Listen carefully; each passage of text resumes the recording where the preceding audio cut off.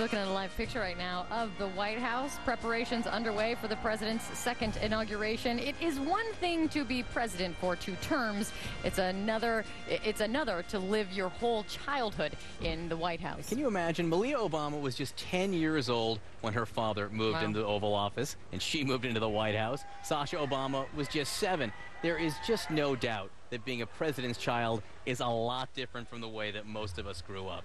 Doug Wead is a presidential historian. He's a former advisor to Ron Paul. He has written extensively about children of presidents. You've interviewed more than a dozen presidential children. Is there any common thread to what they say it's like to grow up in the White House? Yeah, about actually 19, and a lot of the first ladies and presidents. The children liked it, most of them. They look back on it as if it's surreal, like it didn't even happen, and it's very quick. At 4 years, 8 years, it's a tiny part of their life. And most of them liked it because they were together for the first time in their lives, some of them. They're separated to get there. The dad's gone. He's busy getting there. And finally at the White House, they're there. That's what the president has said again and again and again. He finally gets to sit down to dinner with his girls. Because his office is close to his house now. That's for the very first time is what he said. So what do you think, if you had to pick out something, what do you think is different about Sasha and Malia and their time in the White House? I think what's different is their mom and dad.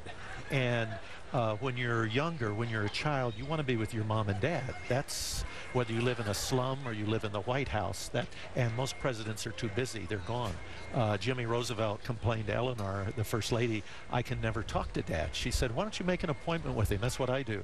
So he made an appointment, went in, met with his father. He came out, he's furious. And the first lady said, "What's wrong?" He sat there reading memos the whole time we talked.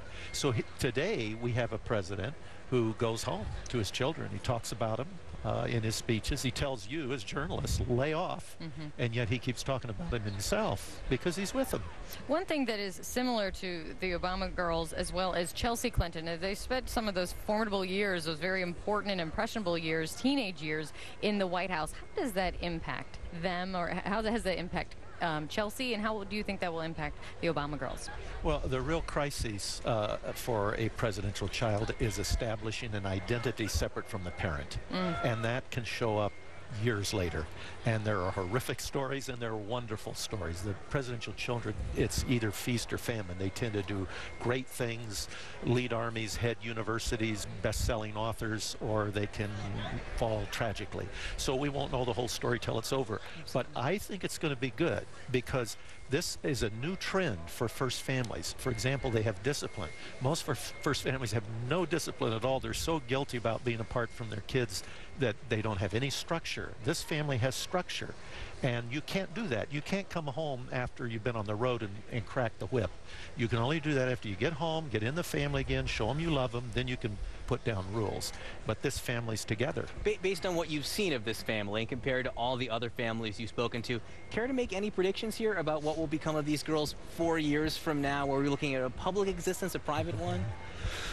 They're going to be private as much as they possibly can. There's many reasons for that, security, many other reasons for that. But the interesting thing is, in an odd way, because of the internet, they're able to go back to the pre-television years. In pre-television, a first child could wander the streets of Washington. People wouldn't recognize them. The Wilson daughters would get on the tour bus and take it and ask inane questions and then go back to the White House and laugh at what the tour conductor said.